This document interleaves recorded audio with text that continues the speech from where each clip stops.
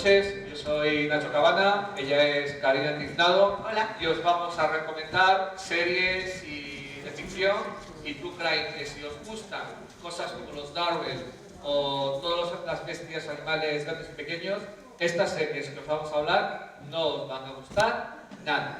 Adelante Karina, ella va a hablar de true crime. Hola, ¿qué tal? Mi nombre es Karina Tiznado y, como ha dicho Nacho, les voy a hablar un poquito sobre documentales y series documentales de True Crime que pueden encontrar en todas las plataformas. ¿Me escuchan? En todas las plataformas disponibles hoy en día en España. ¿Vale? ¿Puedes poner el primer trailer, por favor? Anoche tuvo lugar un horrible asesinato en el barrio de Ein Karem, en Jerusalén. Un matrimonio y dos de sus hijas fueron asesinadas mientras dormían. Fue muy duro. Otro miembro de la familia pudo huir y está en la casa de los vecinos. Recuerdo a un niño con una cara suave. Es una mirada que no se te olvida. ¿Cómo la llaman los libros? ¿Aterradora? Esa es la palabra. A día de hoy no estoy contento con el caso. Así lo actúa alguien que ha matado a 4 personas. A sus familiares. Podría ser nuestro propio hijo. Entonces, ¿quién ha sido? ¿Qué ha pasado aquí? Cualquier pregunta que se hiciera en busca de un motivo que fuera normal, si es que podemos calificar como normal un crimen como este. Nada. Al final del día, te dabas cuenta de que era realmente bueno. Me decía, sé que duele. Nunca vi ni una lágrima en sus ojos. Matar a todo el mundo se planea. No mató solo a uno, sino a los 4. Conozco el motivo en el que está pensando. ¿Podría relacionarlo con él? ¿Entendería sus motivos?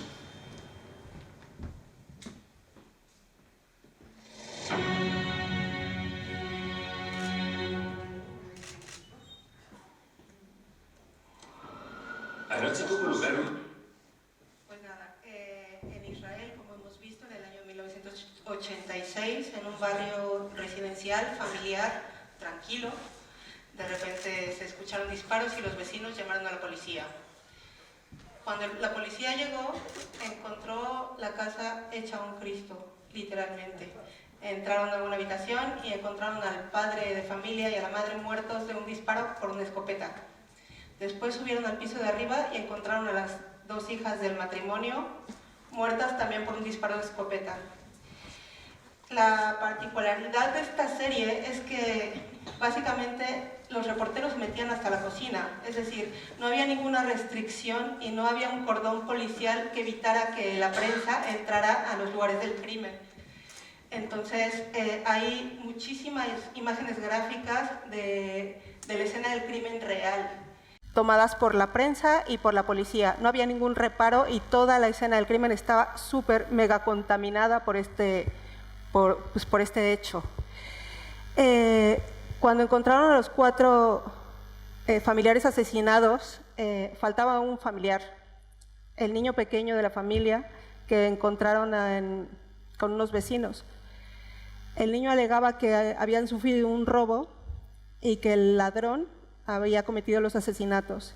Esto fue desmontado por la policía en 10 minutos y finalmente confesó que unos extraterrestres de color verde le habían ordenado matar a su familia. Lo curioso de este documental es que no pretende ser morboso, no pretende que te pongas del lado de unos o de otros, sino que da los hechos de forma bastante objetiva dentro de lo horrible que puede ser este caso, y lo que te conmueve o lo que te puede mover por dentro es la frialdad con la que el niño comenta lo que ha hecho, porque después evidentemente toda la policía, los psicólogos y todo el mundo que lo trató alrededor no podían creer que una mente tan pequeña hubiese sido capaz de cometer estos actos. Además, cuando el niño fue internado en un hospital psiquiátrico para que le hicieran una evaluación, evidentemente pensaban que era un psicópata. El niño lo que pidió, no pidió ir al funeral de sus padres o al de sus hermanas, pidió que le dieran sus apuntes del instituto porque se iba a perder clases. Entonces, era un niño que no mostró la más mínima emoción ni remordimiento y no derramó ninguna lágrima entre los lamentables hechos que ocurrieron. por supuesto fue condenado y todo lo demás lo podrán ver en el serie documental El Motivo en Netflix. ¿Vale? Y vamos con el siguiente. I have a vision of what it could be like to be a human. To experience connection, compassion, love. ESP Nexium is a methodology for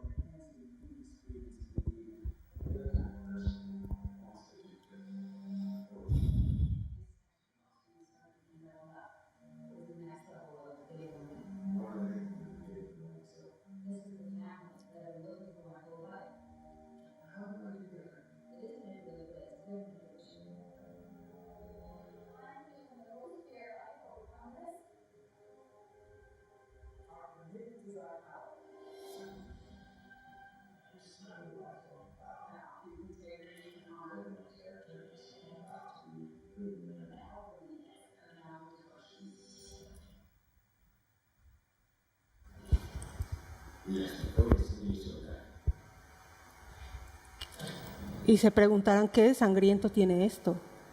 Nexium es una organización de superación personal que existió en Estados Unidos a partir del año 2002 y hasta 2020, que fue disuelta.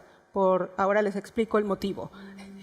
Esta asociación reclutaba gente para darles cursos empresariales y de superación personal para que toda la gente que se inscribiera a estos cursos tuviera éxito en sus profesiones. Generalmente reclutaba gente con mucho dinero porque los cursos costaban un dineral, muchísimo.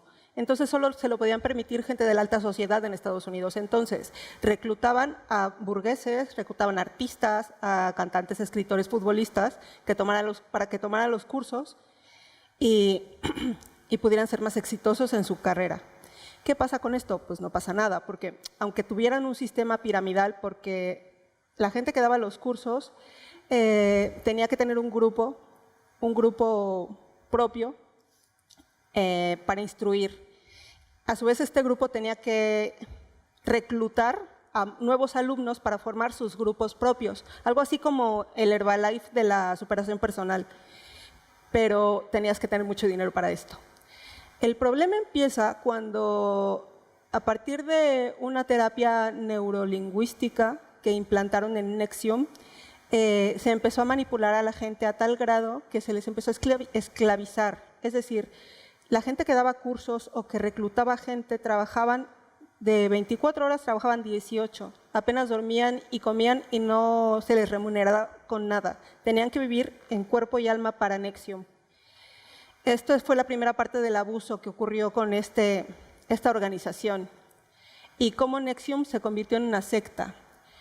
Cuando Keith Raniere, que es el mentor de Nexium, el presidente, el que organizó este grupo, se empezó a enfermar de poder, él creó su propio grupo, su grupo particular, que casualmente solo eran de mujeres jóvenes y guapísimas, por supuesto, que habían sido previamente manipuladas por los cursos de superación personal y sentían que le debían una lealtad absoluta a Keith Raniere. Es decir, que se convirtieron este grupo de chicas en sus esclavas sexuales, pero no se convirtieron, como les digo, de la noche a la mañana.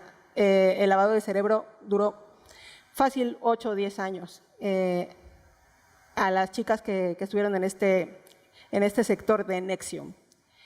Para que probaran su lealtad, lo que hizo este señor Keith Raniere fue marcarlas con un tatuaje, pero como a la antigua, o sea, como marcan a las reses, literalmente, les marcó sus iniciales en la ingle a todas sus súbditas, a las que pertenecían a este pequeño grupo que a su vez albergaba Nexium.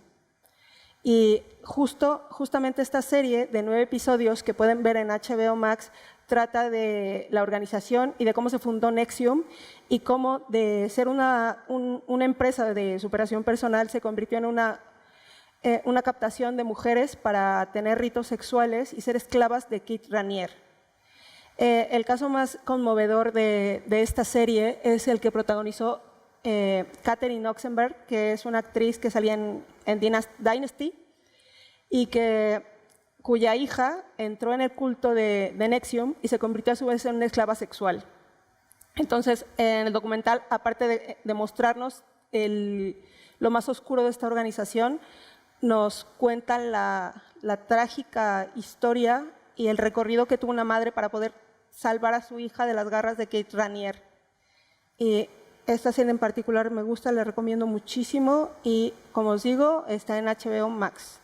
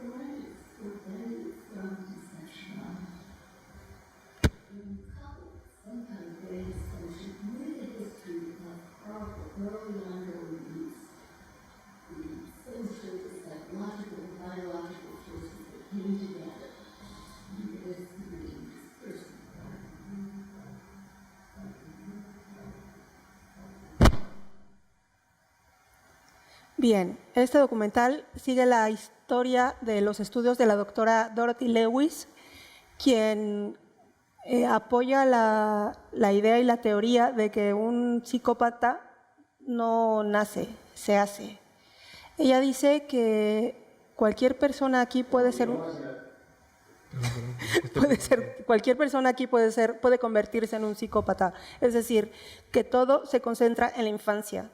Si la persona tiene una infancia terrible, llena de abusos, torturas, y estamos hablando de cosas extremas en la infancia, es muy probable que en su adultez desarrolle una disfunción mental y pueda llegar a convertirse, no digo que todos, pero en los casos que analizó esta persona, esta doctora Lewis, puedan convertirse en un psicópata, y en el caso de ella, ella analiza asesinos en serie. Su investigación gira en torno al trastorno disociativo de la personalidad, que es lo que es conocido como personalidad múltiple. Ella asegura que la mente de un niño, cuando es maltratado, se disocia, y cuando es mayor, para poder sobrevivir con ese trauma, se disocia en dos personalidades. Y entonces una es la personalidad básica básica, y la otra es la personalidad que mata. Ella ha hecho estos estudios sobre todo porque está en contra completamente de la pena de muerte. Ella dice que es muy fácil decir, ay, este es un psicópata, pues lo matamos. Ella no está de acuerdo con la pena de muerte en Estados Unidos y no está de acuerdo con el ojo por ojo. Cree que primero hay que invertir en estudios psicológicos, neurológicos y psiquiátricos para curar o para orientar a este tipo de personas, en lugar que simplemente considerarlos no aptos para la sociedad y matarlos. Hay una particularidad en este documental de Crazy Not Insane, que es que además de seguir la historia de la doctora Lewis, entrevistan a un verdugo, a una persona que activa la silla eléctrica o que pone las inyecciones letales, y habla de su trabajo como si fuera a una oficina 8 horas y luego volviera. Dice, sí, claro, hoy maté a 4 y mañana me tocan 3. O la siguiente semana está muy floja, no nos toca matar a nadie. Entonces es como un documental científico, pero al mismo tiempo tiene muchísimo humor negro, aparte de este personaje tan particular que es el del verdugo. La doctora cuenta sus estudios o sus historias con mucho humor negro. Es un documental muy interesante y está también en HBO Max.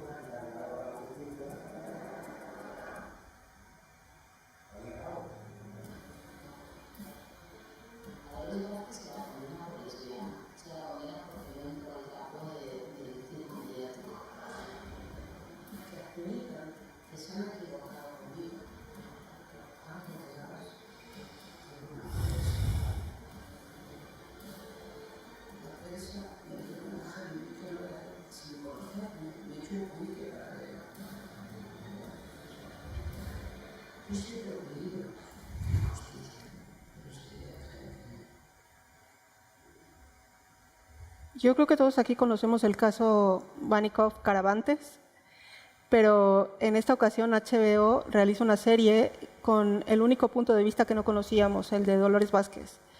Esta serie documental de 6 episodios es una entrevista a las diferentes personas que fueron protagonistas tristemente de este caso y sobre todo sigue la historia de Dolores Vázquez, que como saben fue falsamente injustamente culpada de un asesinato que no cometió. Si bien este documental sí redunda en muchas de las cosas que aparecieron en los noticieros o en programas especiales sobre el caso, sí redunda, como para recortar la información, se centra especialmente en el punto de vista que nunca se había dado, el de Dolores Vázquez. Si quieren complementar la información sobre este caso, podrían consultar una TV movie que se llama El caso Vanikov, que pueden encontrar en Amazon Prime. Es de 2 episodios y es toda la historia, pero dramatizada. Y existe otro documental que, digamos que se centra más en la historia de la familia de Rocío Vanikov, que se llama El caso Vanikov-Caravantes, que está en Netflix. Y esto es solo un documental, no es una serie documental. Y ya está.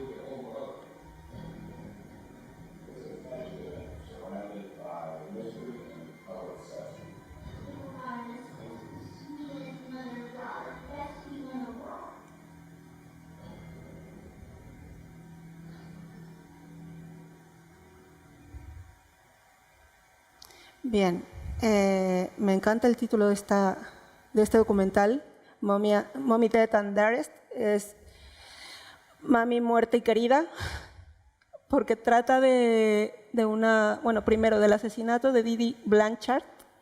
Didi Blanchard fue encontrada con muchas puñaladas en su cama, la asesinaron mientras dormía y culparon directamente a su hija, que en ese momento tenía 23, 24 años, y al novio de esta. Los cogió la policía, a los dos sospechosos, inmediatamente se dieron cuenta que le habían dado muerte a Didi y los llevaron al juicio y el juez dijo, bueno, ok, les vamos a dar cadena perpetua o los vamos a condenar a muerte porque asesinaron a puñaladas a la madre de esta chica. Y de repente se empezaron a dar cuenta de la vida que había tenido esta chica, que se llama Gypsy Blanchard, con su madre. Ella, desde pequeña, fue víctima de una persona que tenía el síndrome de Munchausen por poderes. ¿Y esto qué es? Es cuando un progenitor le causa dolencias o medica a sus niños sin razón para hacerse poderosa ante él y ante la sociedad, y para que todo el mundo crea que es una gran madre, y además para que el niño dependa completamente de ella. Entonces, Gypsy sufrió el síndrome de Munchausen por poderes desde que tenía 3 años. Su madre le autodiagnosticó cientos de enfermedades, la operó decenas de ocasiones. Ella decía que tenía leucemia, que era paralítica, que tenía retraso mental, que tenía cáncer, que tenía un soplo en el corazón, que se le caían los dientes, que tenía depresión, ansiedad, entre otras muchísimas enfermedades. De todo esto no tenía nada. Además, la hacía dormir con una máquina de oxígeno porque decía que tenía apneas del sueño. Gypsy siempre dijo que la máquina para dormir no la dejaba dormir. ¿Por qué? Porque no tenía apneas del sueño. Todo este comportamiento se repitió a lo largo de más de 20 años, donde esta niña estuvo sometida a su madre y fue víctima de su madre. No digo que por eso esté justificado el crimen, sino esto mismo lo tomaron los jueces como atenuantes para saber que la víctima en realidad, además de la señora, era la niña. La niña, cuando la pillaron, cuando la llevaron a la comisaría, parecía que tenía 14 años y tenía 24, porque no tenía dientes, era muy delgada, no tenía pelo. De hecho, la madre le rapaba el pelo porque decía, tienes leucemia, se te va a caer de todos modos. Además de tener el síndrome de Munchausen por poderes, la madre, Didi, era una estafadora. Utilizaba a su hija para pedir ayudas públicas, ayudas económicas, y para dar lástima a la gente y tener un fondo para que la gente donara dinero para las enfermedades de su hija, para que les regalaran viajes, para que les regalaran, incluso les llegaron a regalar una casa, que es donde murió Didi al final. Entonces es al mismo tiempo una madre abusadora y una estafadora. Entonces es un documental altamente recomendable que es muy poco conocido y está basado en un artículo del New Yorker. Y además de que el artículo está excelente, el documental en sí es muy recomendable, se lo recomiendo muchísimo porque es terrible lo que le puede hacer una madre a una hija. Y bueno, a partir de esto, la niña, para poder escapar del yugo y del síndrome de Estocolmo que tenía tan grande por la culpa, pues decidió, con un novio que conoció por internet, planear el asesinato. Y bueno, pues ahora le paso la palabra a Nacho. Y esto que les vamos a poner ahora es la versión en ficción del mismo caso.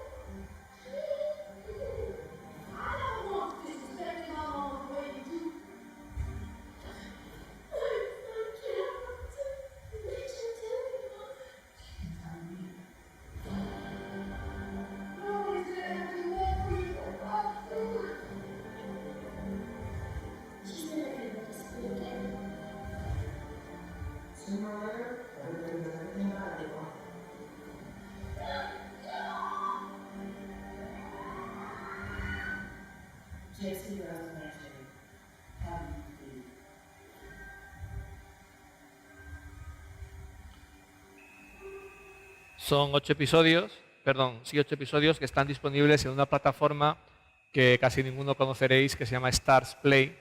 Y bueno, es una plataforma que no tiene mucho material, no mantiene el ritmo de estrenos de las otras, pero tiene bastantes joyitas. Una de ellas es esta.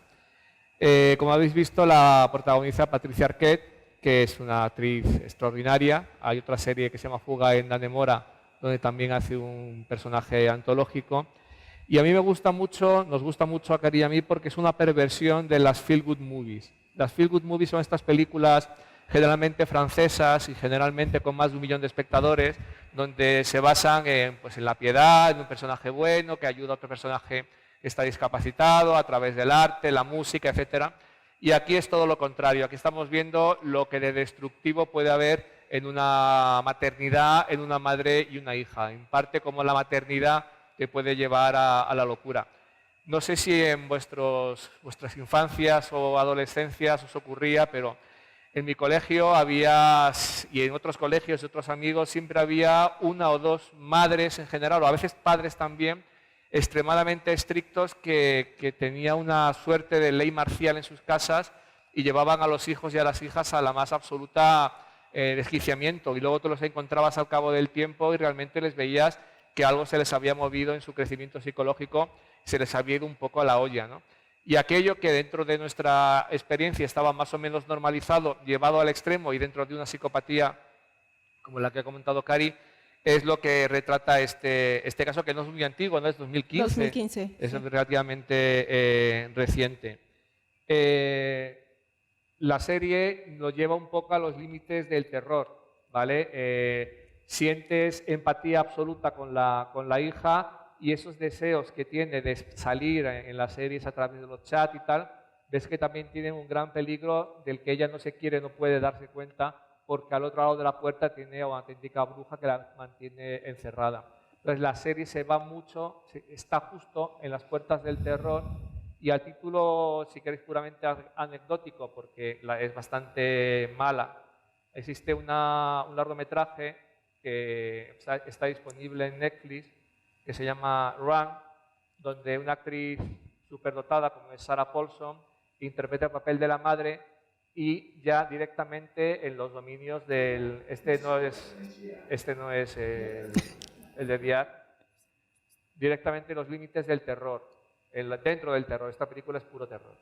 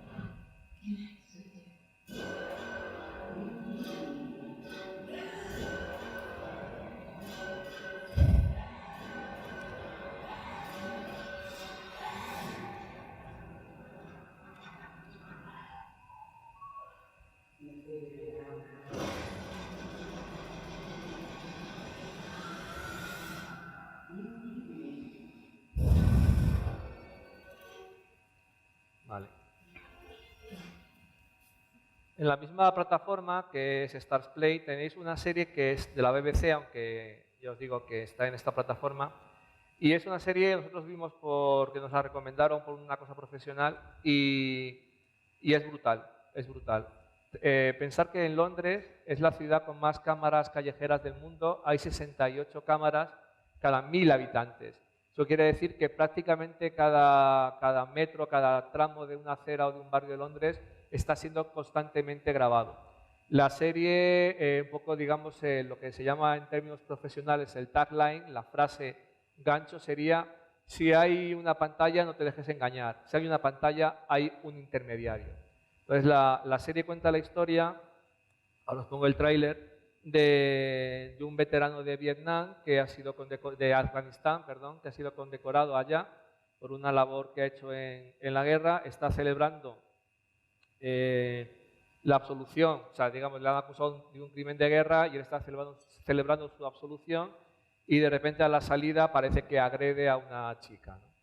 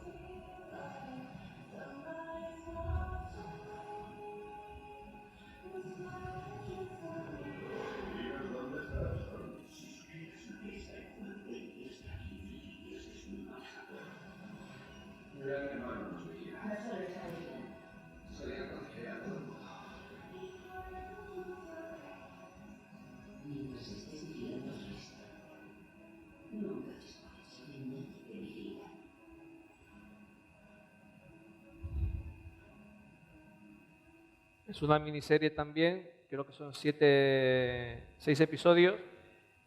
Básicamente es, dado que ya la distopía es realidad, vamos a hacer un thriller a partir de esa distopía. A partir de qué ocurriría si de repente alguien descubre que lo que están grabando las cámaras y se da como cierto, como verdad objetiva, no coincide con los hechos.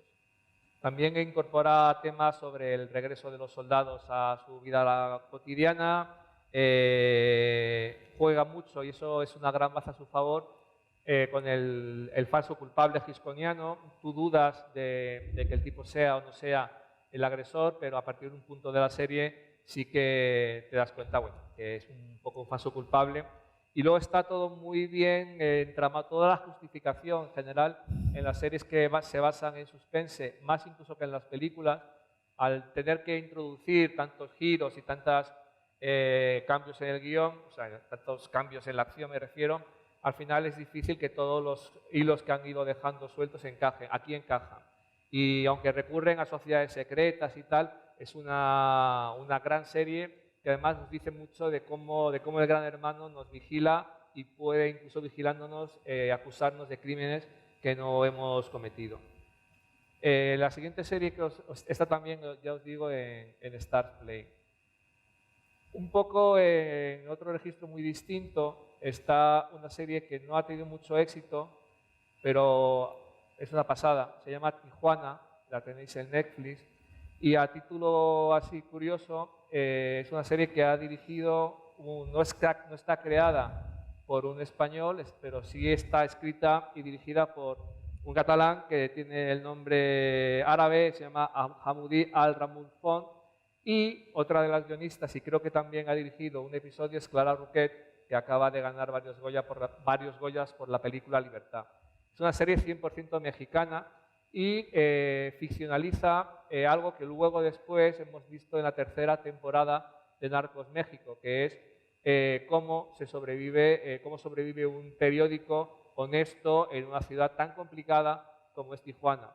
Aunque le han cambiado el nombre, tanto en Narcos como en Tijuana, le cambian el nombre al periódico, el original se llama Z, tiene 39 años de vida y varios de sus directores han sido asesinados y sus reporteros por las verdades y las denuncias que han hecho a través de su periódico.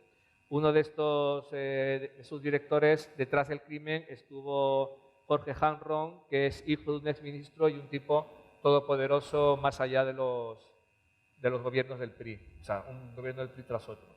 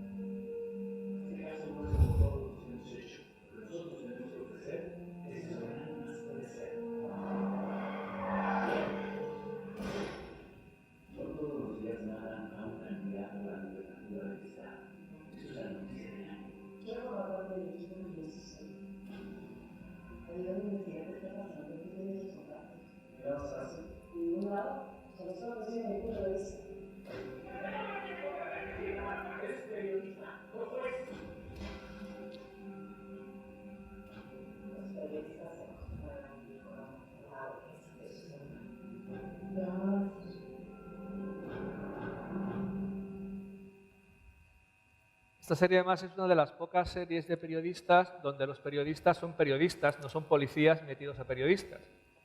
En general, no sé si no ha habido muchas series de periodistas, pero se tiende mucho a que parecen más detectives o policías que prensa. Y aquí realmente se comportan como prensa, viven muy a pie de calle y es una de las cosas más interesantes de la serie, que está rodada en Tijuana, que se ve en las calles, que se masca el peligro en determinadas situaciones, que se ve mucho. Es un concepto que ahora mismo las cadenas, las plataformas buscan desesperadamente, que lo llaman global, from local to global, local. Y por fin, digamos que después de muchos años de enmascarar, sobre todo en España, dónde ocurrían las series, un ejemplo claro es esta serie de Coronado, Vivir sin permiso, que están claramente en Galicia, pero se refieren a el oeste, en lugar de decir Galicia, por un miedo absurdo a que los gallegos se mosqueen. Entonces, aquí este concepto que han traído los streamers, las plataformas, ha sido vamos a hacer productos que puedan viajar por todo el mundo, pero que sean muy, muy locales en su origen. Y Tijuana es un ejemplo de esto. Os advierto que la serie acaba muy en alto y no hay segunda temporada, con lo cual vais a tener una suerte de coitus interruptus porque la serie no continúa y acaba muy, muy, muy en alto. Pero es una serie muy interesante. Y también mexicana, es un largometraje que absolutamente rodado a pie de calle, en este caso en la Ciudad de México, y que todos los posibles experimentos, ficciones, documentales que se han hecho antes, que borran las fronteras entre ficción y realidad, esta película lo supera. Desde hace muchos años están los falsos documentales o documentaries, que son películas documentales falsos, reconstruidos, pero que pueden parecer que son de verdad. En términos puramente de ficción, pues El metraje encontrado, películas como La bruja de Blair o series como Archivo 81 juegan con ese metraje encontrado. Pero esto es otra cosa. Esto es un paso que nunca se había dado en lo que nosotros conocemos de borrar las fronteras, como ya he dicho, entre documental y ficción. Porque la película empieza pareciendo que está siguiendo a una pareja de policías de Ciudad de México, que además son pareja sentimental entre sí. De hecho, les llama la patrulla del amor en la comisaría y ellos les va siguiendo en su patrullaje diario y sus intervenciones, muchas veces nocturnas, por Ciudad de México. Pero hay algo que te mosquea en los primeros cuartos, 20 minutos de la serie. Los policías rompen la cuarta pared, miran a cámara, explican cosas de su vida que no tienen que ver con el caso y de repente hay datos que avanzan lo que les va a pasar, ¿no? Empieza con un parto, que asisten a un parto y vas viendo como que de repente parece que están recitando unas entrevistas previas hechas a otros policías. Hay algo de extrañeza, ¿no? Y hacia la mitad de la película te revelan que los dos personajes que has estado viendo hasta ese momento y que creías que eran policías, en realidad son dos actores que están interpretando a dos policías reales. Y entra la segunda parte de la película donde estamos viendo cómo los dos actores, ella sí es bastante conocida, Mónica del Carmen se llama, ¿no? Hicieron una labor de inmersión en la policía de la Ciudad de México, viendo cómo funcionaban, cómo se relacionaban, cómo eran, qué problemas había, etc. Esa parte es la más 100% documental, porque sí estamos viendo, asistiendo a algo que previamente ocurrió anteriormente a lo que hemos visto al principio, y vemos cómo estos actores hablan también a cámara y cuentan sus impresiones de lo que ellos piensan de la policía, lo que pensaban antes de hacer la investigación y lo que están viendo durante esta investigación. Y al final de la película conoceremos a la auténtica patrulla del amor, ¿vale? Entonces es un juego de metaficción bastante alucinante, muy rodado a pie de calle, y el director se llama Alonso Ruiz Palacios, tiene otra película fantástica que se llama Güeros, y este es el tráiler. Se llama Una película de policías.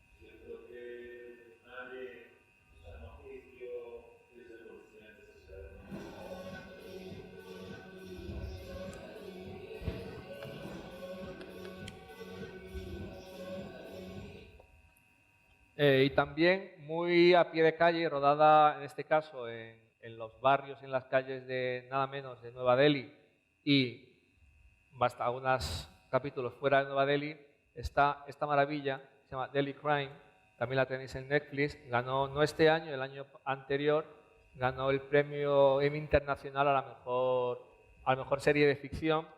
Y se basa en un hecho real, se basa en un hecho que ocurrió en Delhi el 16 de diciembre de 2012, donde una pareja iba en un autobús, ya se había quedado vacío, y fue salvajemente violada a unos niveles de salvajismo absolutamente inexplicables, ¿no? Inconcebibles para una persona medianamente normal. El suceso conmocionó a la India, hizo que fue presa del amarillismo de los medios de comunicación, cosa que denuncia la serie, pero también despertó protestas en un sector de la juventud y un sector de mujeres para que esos hechos no cayeran en el olvido y fueran realmente detenidos los culpables. Y la serie es muy interesante porque cuenta justo esa investigación, pero además centrándose mucho, siendo muy fiel y muy realista de cómo funciona la policía en Delhi. Con todas sus carencias, es ficción, no tiene nada de documental, se basa en un hecho real, pero no es documental, es todo ficción. Está rodado, ya os digo, en las calles, en los barrios más peligrosos de Nueva Delhi, y tiene esa gran ventaja de que estamos viendo cómo funciona, cómo opera una policía que no está ubicada en el mundo occidental, que no es Europa, no es América, es la policía hindú. Hay cortes de luz en la comisaría, los policías cuando tienen que ir a hacer una investigación fuera de Delhi tienen que agarrar un autocar e irse en autocar hasta allí, los uniformes a veces no los tienen o están en un estado lamentable, no hay chalecos antibalas, Se ve un poco cómo todo eso tienen que manejarlo para conseguir hacer bien su trabajo.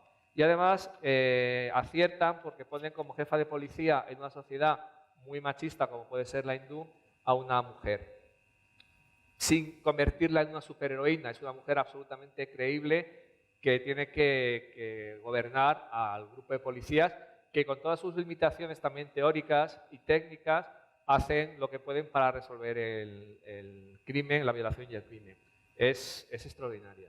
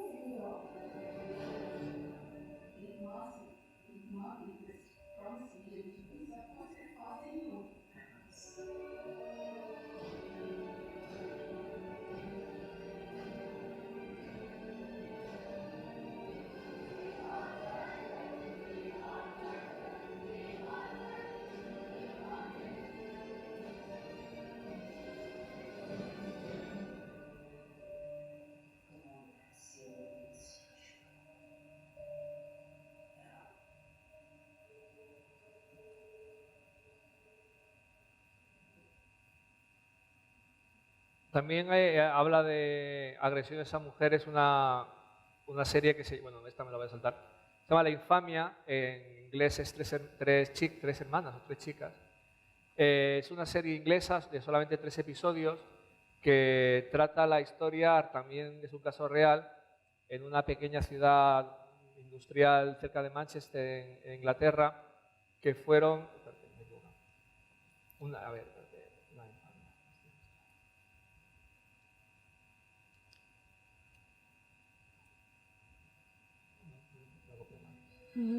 Vale, os la cuento.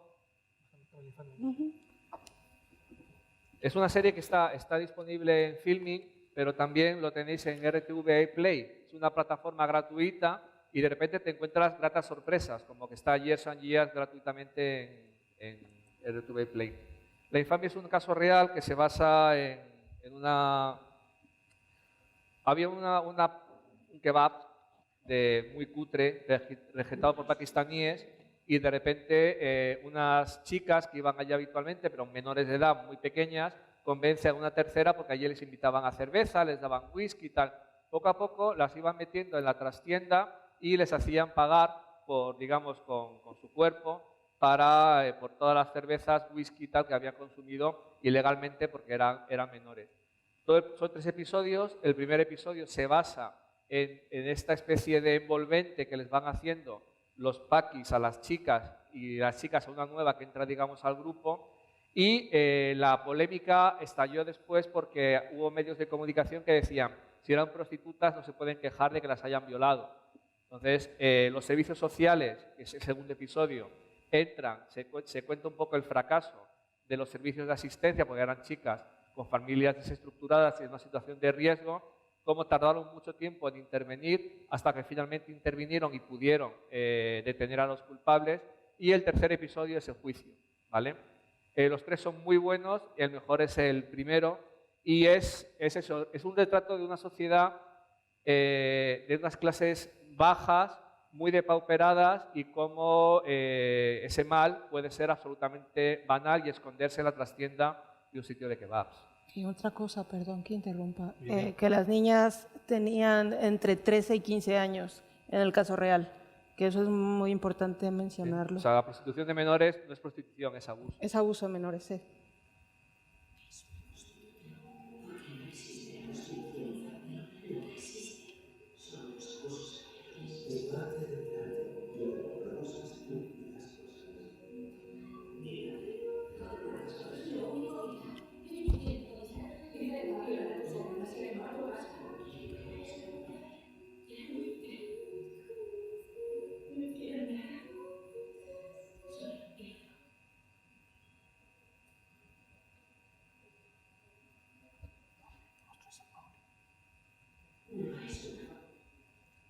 Todos habréis tenido invitados pesados en casa. Esos invitados que no se van, y no se van, y no se van, y otra cerveza, y otra, y ahora un whisky, y ahora patatas fritas, y no se van. Bueno, pues esta película que viene ahora es perfecta para echarlos. Es una película que debéis ver cuando alguien no se quiere ir de casa, sea la suegra, el suegro, o que cualquier familiar o vecino pesado. Es una película tan fuerte, tan desagradable, tan exagerada, tan grotesca, que mola un montón. Para que os hagáis una idea, se basa en un caso real que ocurrió en el barrio chino de Hamburgo, donde entre los años 70 y el 75, un tipo llamado Fritz Honka asesinó, que se sepa, a cuatro mujeres alcoholizadas, mayores, que reclutaba en un sitio maravilloso, un bar de referencia al que algún día tendremos que ir todos para allá, que se llamaba El Guante Dorado y que, según creo, sigue abierto. El Guante Dorado es un lugar donde se reúne lo peor de cada sociedad, y lo que hace Faith Akin, que es el director, que además nació y se crió en ese barrio, es construir un discurso sobre cómo el agujero negro puede llegar a atraer mucho a determinadas personas y ser felices en ese agujero negro, donde además como caldo de cultivo está este bicho. Dale.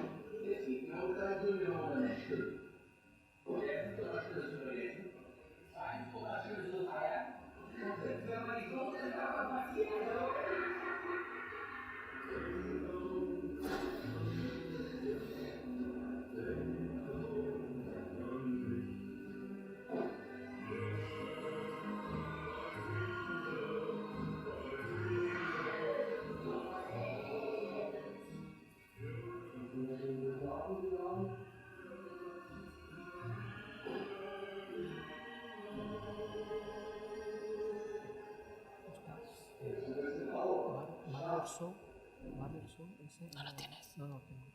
Búscalo en YouTube. Y para acabar y quitarnos este sabor a salchicha recocida, vamos a acabar con un musical, ¿verdad? Una bonita número musical ¿Qué es el primero? ¿Es en L? Ahí está. Y con esto os dejamos, con este bonito número musical que indicará a los hombres qué hacen las mujeres cuando se quedan solas en casa, sin vosotros y sin los hijos. Es este.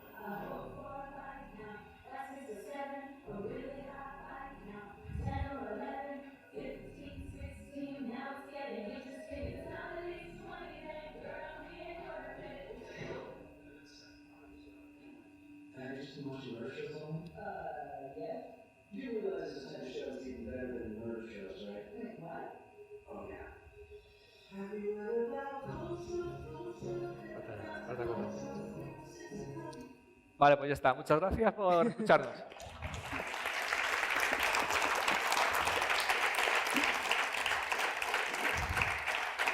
Y perdona que no te he dejado que nos presentaras ni nada. Yo quería presentar. ¿Estoy? Sí que estoy, muy bien. Bueno, no pasa nada, ya te has presentado tú, pues ya está, no pasa nada. Bueno, ya habéis visto que los algoritmos, muchas cosas de estas no las conocen, ¿eh? Esto los conocen gente que realmente está dentro. Y creo que todos habremos encontrado alguna serie o película que estos días aprovecharemos, los días siguientes, para ver. Deciros que todas las mesas que realizamos, esta y las que realizaremos mañana y el domingo, se están grabando por la televisión de aquí de Morella. En las próximas semanas las colgaremos en nuestro canal de YouTube y podréis volver a ver todas estas recomendaciones. Si a alguien no le ha quedado claro, lo podrá volver a ver. Muchas gracias, Nacho, Karina, muchas gracias.